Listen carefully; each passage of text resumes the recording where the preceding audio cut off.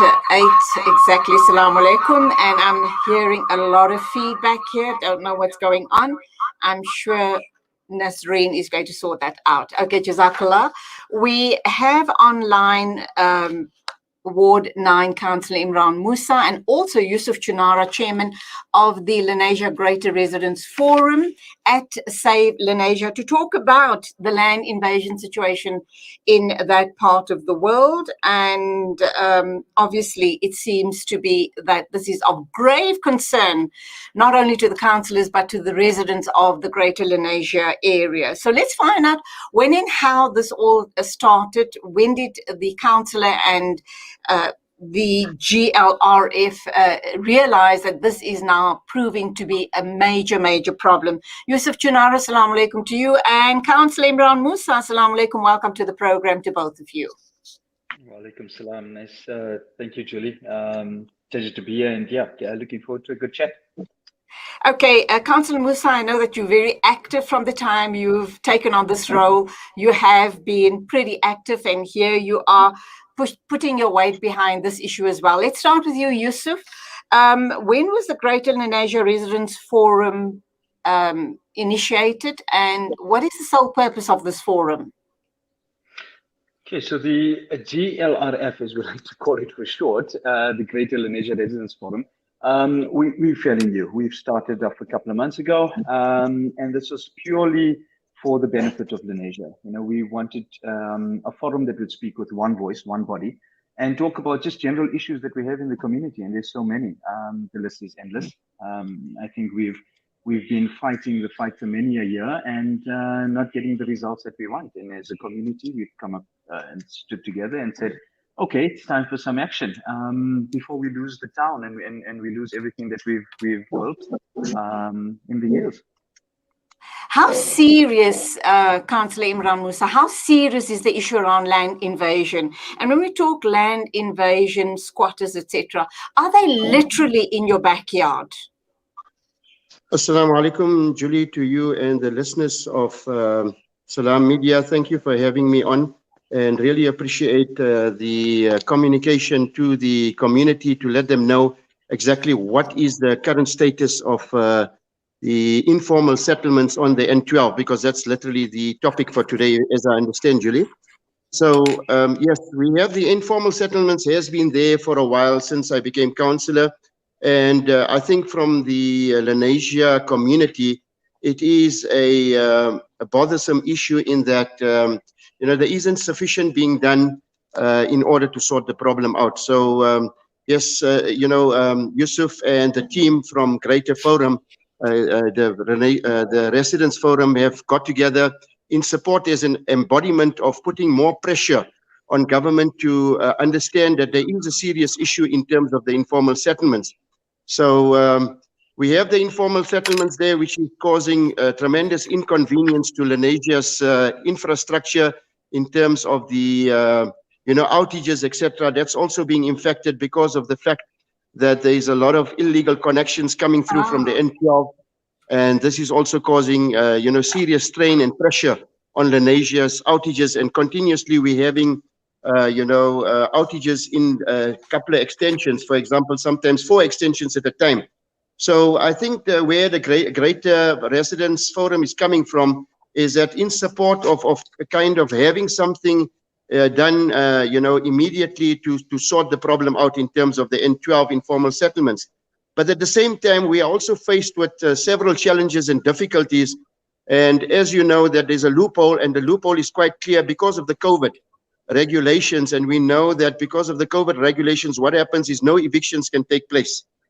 And this makes it very, very difficult for government, and as well as some of the legal entities that defend informal settlements, to want to assist in terms of you know, removing them and putting them into you know, a different area to make it easy for them, to give them infrastructure, to give them you know, facilities or you know, connections to be able to live comfortably. So we are sitting with some of the problems, yes, and you know, it is commendable on the side of you know, the Greater Forum, Residents Forum, to try and also exert more pressure and assist in trying to make the city understand that you know, this is causing, tremendous difficulties for Lenasians, in that the infrastructure of Lenasia is being impacted upon. Okay, Imraan, let's go to Yousuf. I understand there's drone footage indicating just how rapidly these shacks or shack dwellers have been invading the land. Who actually went ahead and gotten this footage? How alarmed are you about that situation? And I understand wetlands are also involved here. So where do we stand with all of these scenarios? So, Julie, yes, the drone footage, quite interesting. Community, or this particular community, the Enclave, literally came up overnight.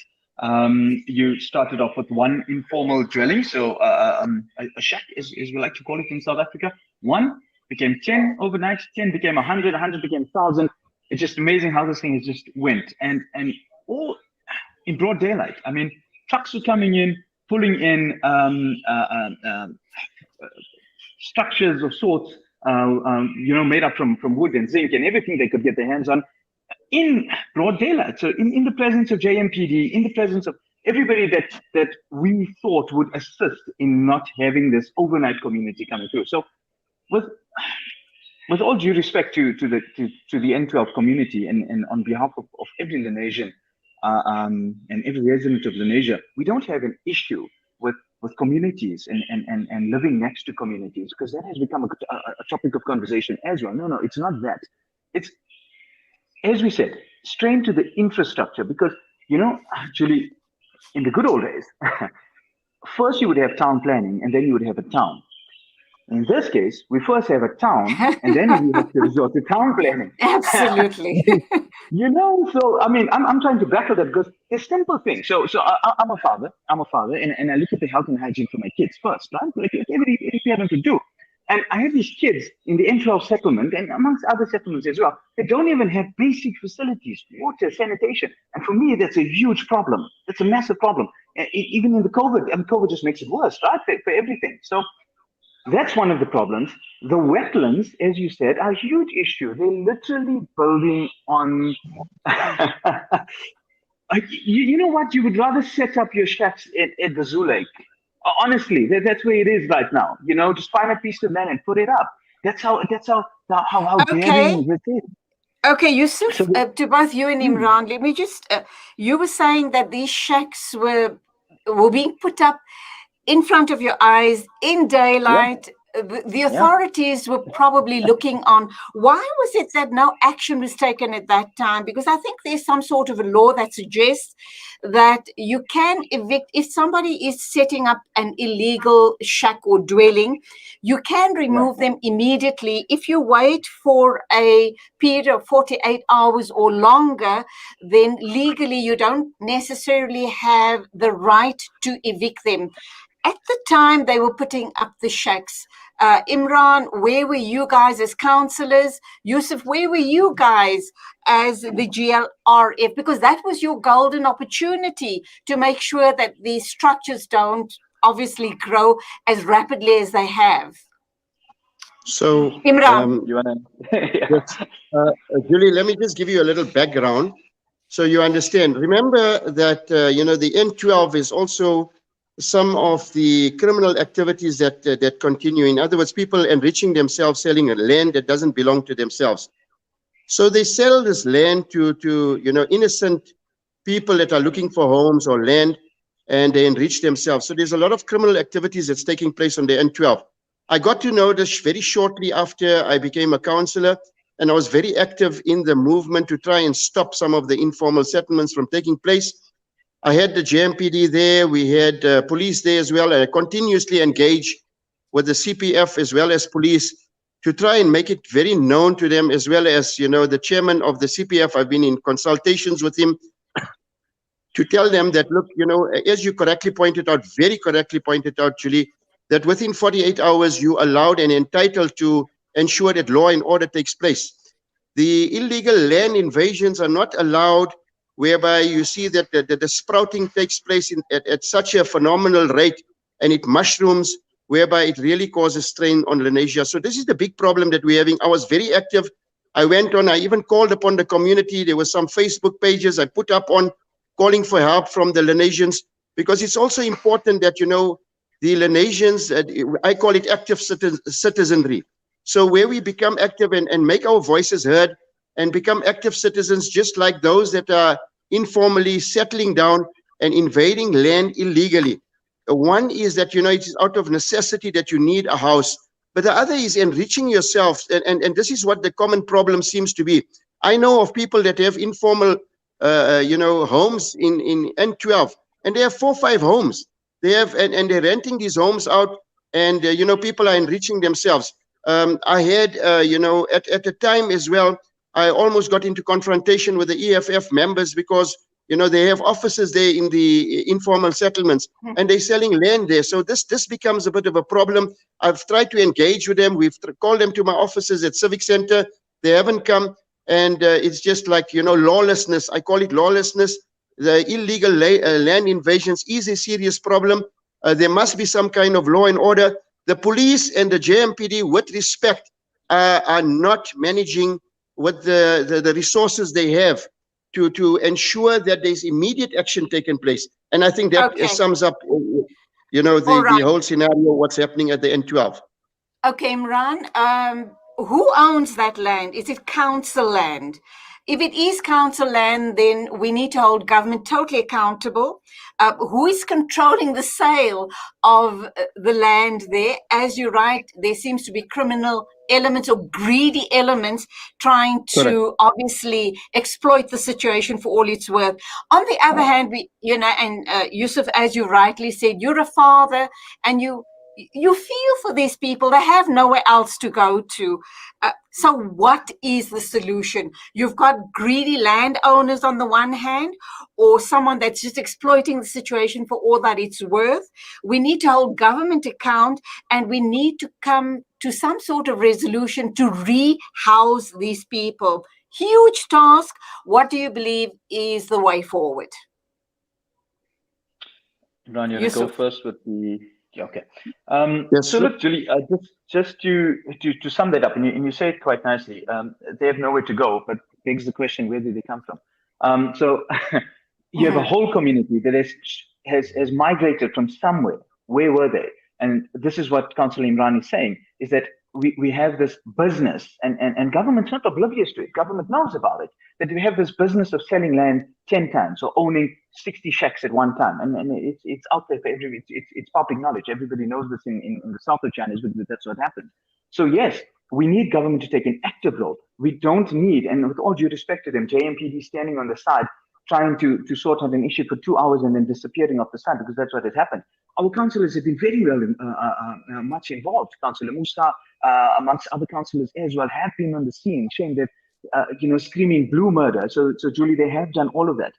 So in the interim, or at the moment where we stand, is we've sent out a petition, and it's going to be on most of the groups in Lenasia, on the WhatsApp group, social media, and so forth.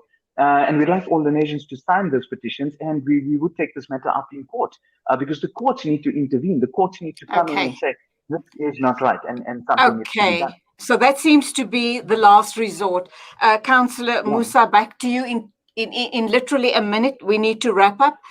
It sounds like an almost hopeless situation. What do you say to your ward and to the rest of the Lenasians? How are you and other councillors and government going to work hand in hand, including a court case, to resolve this issue for once and for all? Look, I've already addressed, you know, the mayoral committee as well, and I've been very active with the regional director as well in informing them the plight, and it's solely their responsibility to ensure that land that belongs to them, they must take responsibility and ensure that there is sufficient land provided for those that do not have homes. But it is quite obvious that, you know, also at the same time, many of the informal illegal land settlers, they are foreigners. So, you know, they need to really seriously attend to the matter and become more active. It's a coordinated effort between the active citizenry, like, you know, the Greater Residents Forum, as well as the police and the JMPD, and a coordinated effort to ensure that, you know, we have some kind of law and order, and that, you know, there's some active serious attention being paid to solve the problem here on the N12. You say that it is foreigners that are obviously residing in these illegal shacks. Sadly, the sad fact is that it's the local citizens that are on selling or renting these shacks to the foreigners. So we're really in a catch-22 situation here, aren't we, Yousuf? Yeah, it's a vicious cycle, Julie. It's a vicious cycle, and 100%, you've got it on the head. But I think the bigger picture is the actual community, regardless of who's living in there. It's not supposed to be their bottom line. So it affects a lot. And just to wrap up, I know time is against us, but it affects so much. It affects the investor perception of Lenasia as well. If somebody wants to come and buy a house in Lenasia, the first thing that you go through is drive to a whole informal settlement, and it's a safety hazard. So a lot of us are going to be losing some valuable assets in lands because the value is just going to depreciate. But there's so much to talk about, Julie. I think the short-term solution or the short-term goal for the long-term solution is to get the matter into court, get our voices heard, and surely the courts need to prevail over this matter. You guys have your work cut out for you. That's all I can say. What about environmentalists? What about environmentalists? Because really, I'm very concerned about the protected wetland. That is really an amanat as far as we are concerned. We need to take care of all of that. So are you engaging with environmentalists? Can you try and prevent further deterioration of the wetlands? Yeah, so I think all parties are currently involved, and they will be actively involved in the next couple of weeks because the input will be highly valuable. But Julie, the sad truth about it is the wetlands just don't exist, and the drone footage will show you itself. Unfortunately, the river or the Opafet Dam is totally infested with just about everything, even doing their washing, just general washing and hygiene in the river right now. So unfortunately, yes, like you said, it's a vicious cycle, and it's we're hoping to get some sort of headway very soon before we just. Inshallah. Inshallah. When you talk about Opafet, it takes me back to my school days. That is a landmark here and close to very many people. Let's read a WhatsApp message. Salams, Julie. To me, minority communities have been rendered powerless. Government is pushing their responsibility onto these minorities, knowing that nothing will be done. Read the latest communication from the Department of Human Settlements, and this is sent to us from someone called Faisal. Faisal, I really, my heart goes out to you guys because I just kind of wonder if there is a light at the end of the tunnel for you guys. Are you hopeful, Imraan, Councillor Imraan? Are you hopeful? Yes, I always maintain a very strong stance in my life that, we must always persist until you succeed. And that is my motto, and hence I've been trying to have the support base in terms of addressing issues. And I'm sure we can solve these issues amicably between government and ourselves, but you need active citizenry. You need a voice like what's happening now at the moment with the Greater Residents Forum. But I must also make mention, a very important and pertinent point is that, lives are endangered where you find illegal settlements, sprouting out right next to wetlands because, they need electricity. Now, when you need electricity and you pull the wires through, and I've been at several times on scene there where the illegal wires were being pulled from the informal settlements, from Lenasia poles. So what happens, it also endangers the lives of people that are illegally settling there because of the fact that when you put electricity and water together, you and I know the consequences of that, and that could threaten lives as well. So, it's a more serious issue than it just looks like, from the top, and this could, very well, take some lives as well in the near future. So we got to do something about it very seriously. And I'm hoping that government really takes some proactive steps in ensuring that this problem gets resolved almost like immediately and become proactive. Because the legal process, I can tell you very, clearly that, both of us know that the legal process we can play around with and it can take years and years before anything can get resolved. So there is a sense of urgency, and how well it gets presented in court and how well you get the interdict going is another issue, another topic for another day. But I promise you, it can get very, very tedious and very difficult when you go into court. So the informal settlements also have their own legal entities to defend them, and it does become, something that we need to look at and decide which way we want to go in terms of either providing alternative accommodation or solving the problem for the illegal land invasions. Okay, all I can say is that you guys have got your work cut out for you. Inshallah, we're hoping that you will keep us updated with developments as far as this is concerned. I also know there's an organization called the Organization for Shack Dwellers, and I know they've put their might behind illegal settlements throughout the country. So, you do have strong opposition that's going to meet you in court or wherever. But guys, keep that flag flying really, very high. We know this is not heartless and cold on your part. We know you care for the people. We know you want to see them settled in decent housing with the right infrastructure in place. But we also know you're concerned about the areas you live in, and very especially the wetlands. So we'll be waiting for you guys to update us. Go well, and our du'as are with you. Assalamu alaikum. Thank you very much. It's exactly 8:39. That was Ward 9 Councillor Indonesia, Imraan Moosa, and also Yousuf Choonara from the GLRF. We're going to take an ad break, and when we come back, we'll be talking with Dr. Angelique Coetzee about all issues surrounding COVID-19.